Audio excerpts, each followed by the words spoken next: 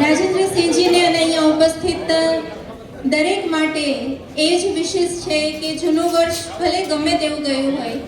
જૂનું વર્ષ ભલે ગમે તેવું ગયું હોય, પણ આ નવું વર્ષ જે શરૂ થયું છે એ તમને